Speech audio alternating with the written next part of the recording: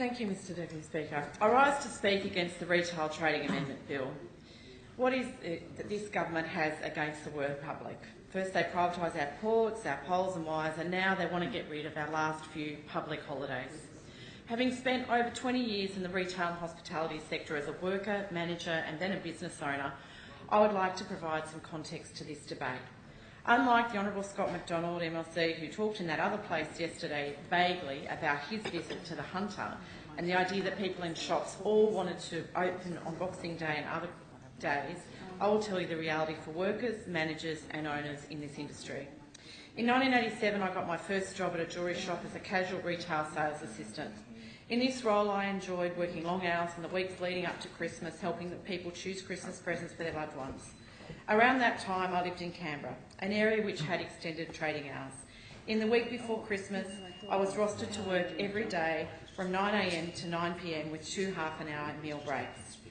As I worked every day, even though I loved my job, with stressed customers wanting orders which mightn't have come in on time or items that weren't in stock, providing constant customer service with a smile and unlimited patience was not always easy. I took pride in my work but still looked forward to those 2 days off on Christmas Day and Boxing Day to spend with my family. These were the days when I could relax and rest and recover for the onslaught of the sales, changing the window displays and signage, the customer returns and all the other activities that started again on the 27th of December. Later, as a 19-year-old with no family responsibilities on holiday from uni, I loved working these hours, so I'd have the chance to save up some money for my university studies when I'd have less time to work as I'd be studying and the work just wouldn't be there. Because I knew that as a casual worker who would soon turn 20 and then become the oldest of my colleagues, I would soon lose most of my regular hours. Because despite being the highest sales achiever in my store, my local store manager was governed by head office wage budgets, which had no relation to sales achieved. Simply put, I cost them more to employ, so they made the cut. I took those extra hours before Christmas to try and balance my own budget. I use this as an example of what happened in my younger days as a retail assistant in order to show the tenuous nature of casual retail employment. For the government to come into this place and talk about voluntary work on these public holidays is to negate the reality of life for those in casual retail employment. The government is saying it will guarantee that any workers who work on this day do so voluntarily. How can they guarantee that? I think the retail sales managers I have in some of my jobs would have had a great difficulty explaining to their head offices in Sydney, talking to their own managers from national and multinational companies and explaining that, sorry, they just couldn't get any workers on that day. I note that the Treasurer has also talked about amendments to stop landlords being able to write in compulsory trading for these dates in their leases. However, how can this be properly policed? Will storeholders who refuse to trade over these periods have their rents go up at a higher than normal rate over a number of years? We already know that small family businesses pay higher rates per metre than large national and multinational companies in most shopping centres. What's to stop that happening in relation to an informal, unstated rate for those who continually fail to trade on public holidays? Again, this will have a significant impact that others have spoken of on small businesses, which this government just clearly does not support small business. Rubbish. I move now to my time as the Managing Director of a hospitality business. When my family had a motel in Walker in New England, it made sense to have a Christmas tour. We worked on Christmas Day and Boxing Day and every other day of the year, as everyone else who works in motels does. And people want to visit destinations and families and friends every day. It's something you accept when you buy or own a hospitality business or even work in one. However, as owners, managers, my husband and his parents decided early on they'd have a Christmas tour so they could share the Christmas spirit with those who didn't have family or friends to share that time with, and also to better manage their own workloads in the motel. Rather than getting up every half an hour to attend to guests, they could organise the impact of their business life on their family life and provide opportunities to only engage with people who wanted to share the Christmas spirit. The people who came onto these tours were lovely people. They were often single, hadn't had children, or they were away with other family members. They were often making it easier for stressed children trying to manage a multitude of Christmas obligations, of family visits in far-flung destinations by saying, no worries, we're going away this year, go and stay with your other in-laws, all's well.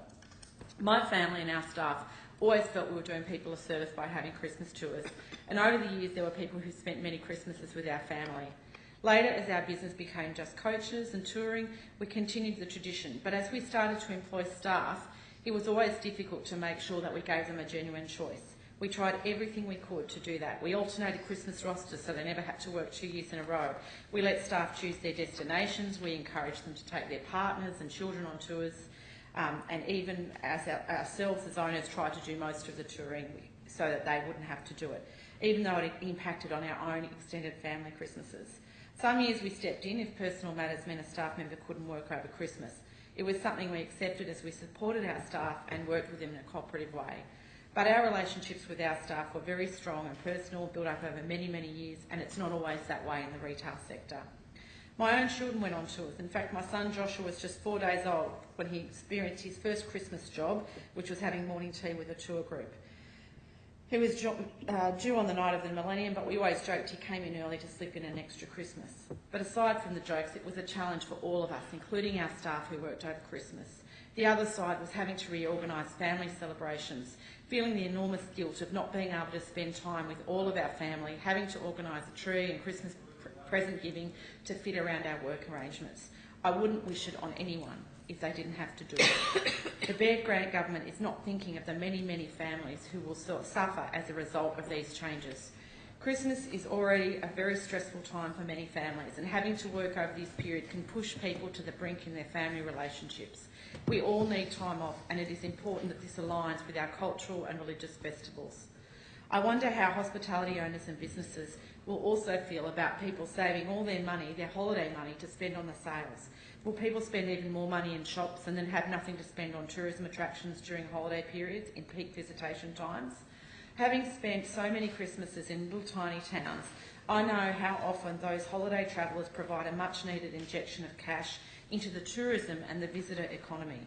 It's almost as if the government is pitting the retailers against the hospitality businesses with this bill. In summary, I'd like to say that these changes do not make social sense. They're not economically necessary. The fact is that a full year of 365 days does not need 4.5 days to have no restrictions on trading in New South Wales. The insidious aspect of this bill is that it will allow retailers to require tens of thousands of retail workers to work on Christmas Day, Good Friday, Easter Sunday and before 1 p.m. on Anzac Day, rather than spending precious time with families or at community gatherings.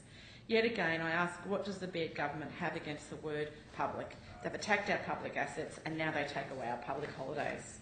The question is that this